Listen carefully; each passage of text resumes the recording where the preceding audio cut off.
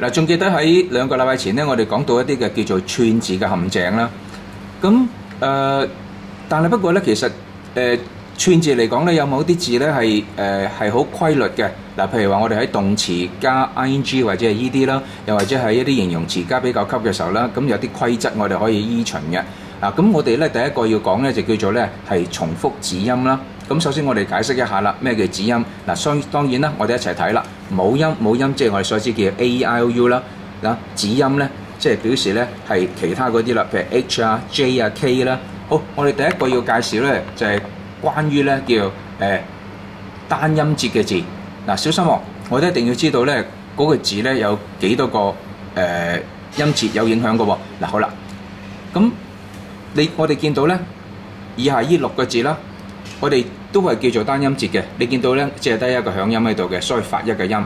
Stop, plan, rub, wet, big, thin。呢個叫單音節。如果遇到單音節嘅時候咧，我哋發覺到咧佢嘅子音之前係母音，咁加 ing 或者 ed 嘅時候咧，呢個咧就重複啦。N 之前係 A 啦，所以2個 N 啦。B 之前係 U 啦，2個 B 啦。T 之前係 E 啦，一路如此類推。好，我哋再睇睇下一個例子。呢一個例子咧，同學們咧會覺得好奇怪嘅。點樣奇怪咧？呢個咧 N 之前係 I， 所以加 ing 嘅時候要加到個 N 啦，重複啦。咁但係點解呢個 T 之前係 I， 同樣大家就 I 啊，但係點解而家唔重複咧？咁所以呢個係咪有啲違反咗頭先上面講嗰啲係咪？其實咧頭先咧我哋都講得好清楚啦。呢2個咧係唔屬於上面嗰種嘅，因為點解啊？我啱啱先講過上面嗰種叫單音節啊嘛。但係呢2個咧，你睇下，我讀一次啦。Visit 係雙音節，2個音嘅 visit。Begin 亦都係有2個音節嘅。所以因此，如果一啲動詞由2個音節組成嘅咧，我哋有另一個遊戲規則。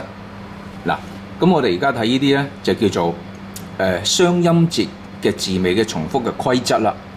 記住咯，頭先我哋話雙音節啊嘛，係咪？咁雙音節嘅意思即係話咧有2個音，咁2個音之中嘅英文嚟講，只係得一個重音啊嘛。所以今次個關鍵咧就係話重唔重複咧，就視乎個重音喺邊度啦。原來個規則就係咁樣嘅。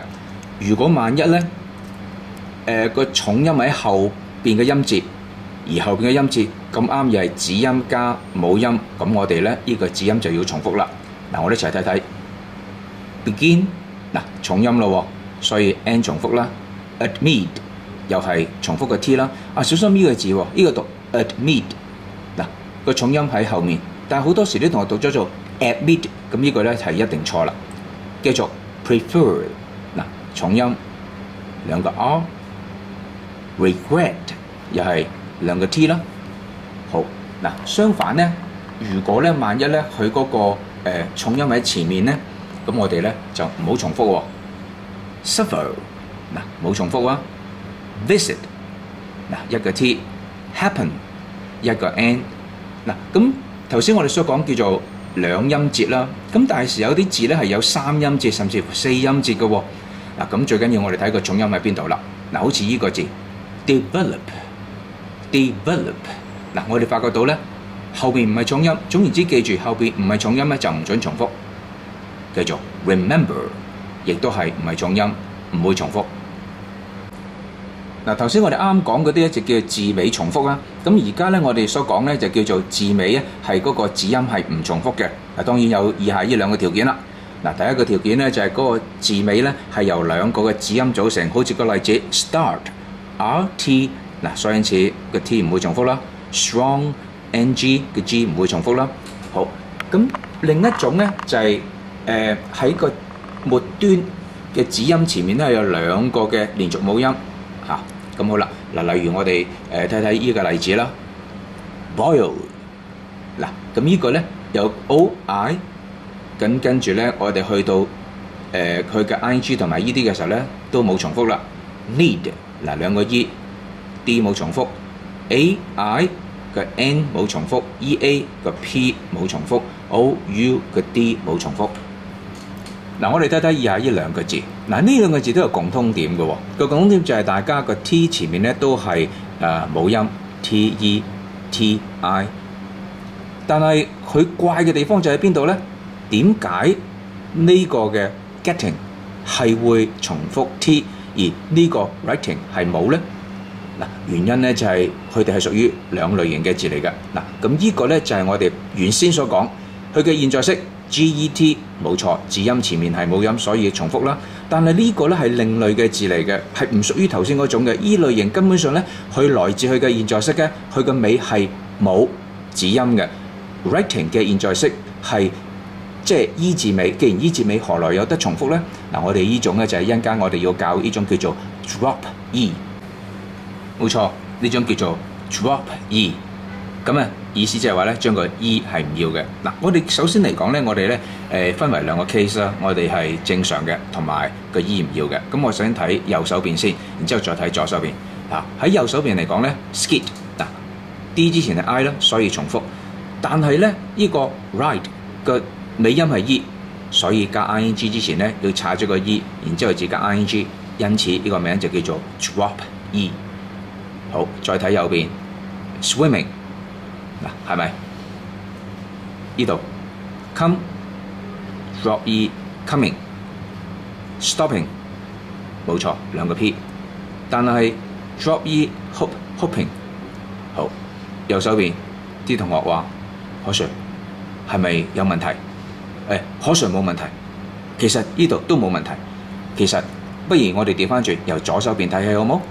嗱，左手邊呢個大家都熟悉嘅 shine， 好啦，呢個字唔要個 E 啦，加 ing shining。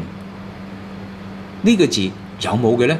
你查字典啦，有，可以當名詞咁用，亦可以當動詞咁用。嗱，如果當動詞咁用嘅時候係解爬啦。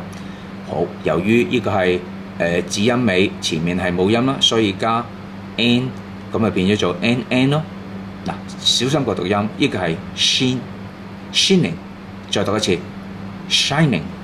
嗱，繼續我哋講嘅話題咧，就叫做 confusing words。嗱，小心喎，呢個字咧，千祈唔好讀 confusing 喎嚇。嗱，記住，因為點解咧？因為個重音喺 feel 嗰度啊嘛，係咪？如果呢個重音係 feel 啦，咁呢個讀 confusing words。嗱，咁喺英文嚟講咧，有唔少嘅字咧，佢哋嘅串字係好相似嘅，相似啫，咁即係表示唔同啦。由於佢哋嘅唔同嘅字有唔同嘅解釋，咁有啲同學會混亂咗咧，咁你就會詞不達意啦，用錯咗啦。嗱，咁以下咧有10幾組字咧，好值得大家咧一定要記住佢。大家記住咧，要查字典啊，知道點解啊，知道點讀啊。考 DSE 之前一定要做喎。咁我唔會同你詳細講啦。但係咧，我會同你講其中一組就係呢一組啦。嗱，呢個咧係 quite 幾 quiet， 呢個咧係寧靜。嗱，好多時啲同學都會撈亂嘅。好，我哋睇睇以下嗰啲先。嗱，以下邊嗰啲咧，記住咧，大家要抄咗佢喎，或者記低佢啦。呢個2011年嘅高考咧嘅 proofreading 咧都有考呢類型嘅字喎。嗱，94條佢話個距離牽涉嘅距離咧都係短，距離係短我明白啦。點解會用咗呢個 quiet 呢個字解寧靜咧？擺明就係錯嘅。我哋應該就話都頗短啊，幾頗應該係 quite。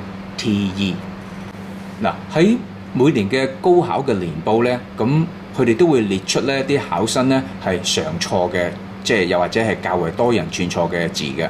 咁我就喺連續我會講3年啦，11年、10年同埋09年。咁我會抽咗啲較為多人錯嗰啲嚇。好嗱，咁咧就亦都係啦，我唔同你逐個逐個去睇啦。咁你記住咧，又係咧嗱，呢啲咩字咧嗱，藍色嗰度咧就表示串啱嘅，下面交叉嗰啲咧即係表示咧啲同學有可能咧串咗呢類型嘅。嗱，我哋再睇多一組啊，11年嘅嗱，下邊呢組character 啊、sense 啊、resources 啊之類嘅字啦，係咪？咁你自己睇睇啦。好，我哋去到下面嘅2010年嘅，亦都係有2組。嗱，呢度咧上面咧係第一組啦，跟住又係第2組啦。好，好啦，去到2009年喎。嗱，咁咧就呢度咁多個字中咧，好值得睇嘅就係呢一個啦。嗱，小心啊！呢個咧就係作者啦 ，author。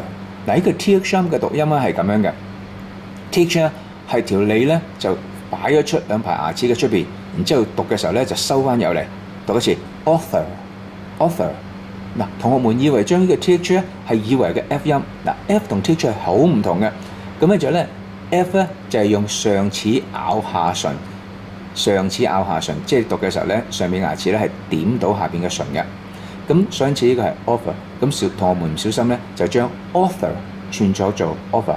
好，另一個咧就係值得睇咧就係貧窮呢個字咧係 po， 千祈唔好係 pro。好，再下一組。下一組咧，呢個咧就係我上個兩個星期咧我都提過啊，呢個同環境有關係嘅嚇。不如我哋咧溫習一下先啦。上個禮拜嘅上兩個禮拜嘅嗱，我好記得清楚同大家講咧，呢個咧environment 係有 iron 記唔記得有 iron 係咪？但係你睇下呢度，呢個紅色字呢個咧，佢串嘅時候咧係只係有 iro 冇嘅 n 嘅，呢個係錯咗啦，應該有 iron 字啱。好，下一個咧。亦值得睇就係呢個 develop。嗱，正如我所講咧 ，develop 呢個咧係冇 e， 有 e 嗰個係錯嘅。嗱，又記唔記得我曾經教過呢個？又做一個小溫習先好唔好？嗱，我好記得咧就係咧曾經同大家講就話 ment 啦，前面咧有啲係冇 e， 有啲係有 e 嘅。